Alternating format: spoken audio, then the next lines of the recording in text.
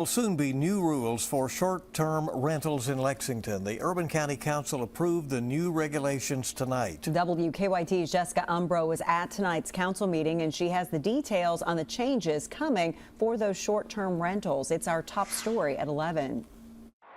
In a Thursday meeting, the Lexington-Fayette Urban County Council approved the second reading of a plethora of ordinances. Two involve short-term rentals. Councilmember Ellinger? Abstain on 5 and 6, yes on the rest.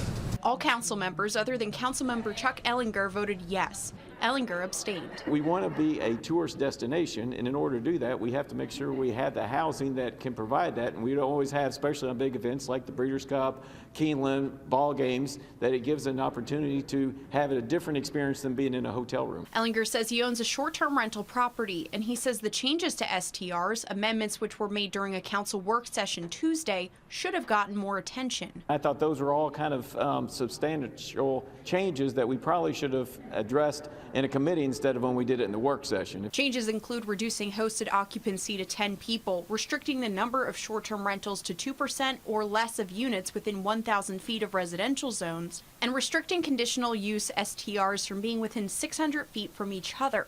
The older round of regulations along with the new round are a real threat to these small businesses. One short-term rental owner spoke before the council, reiterating what he says is the benefit of STRs for the community.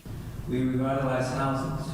We also contribute socially, bringing in people from all over the world and the U.S. to Lexington. In Lexington, Jessica Umbro, WKYT. Councilmember Ellinger says the conversation revolving around short-term rentals is not over. He says next year he hopes to find a better balance between regulation and protections for those short-term rentals.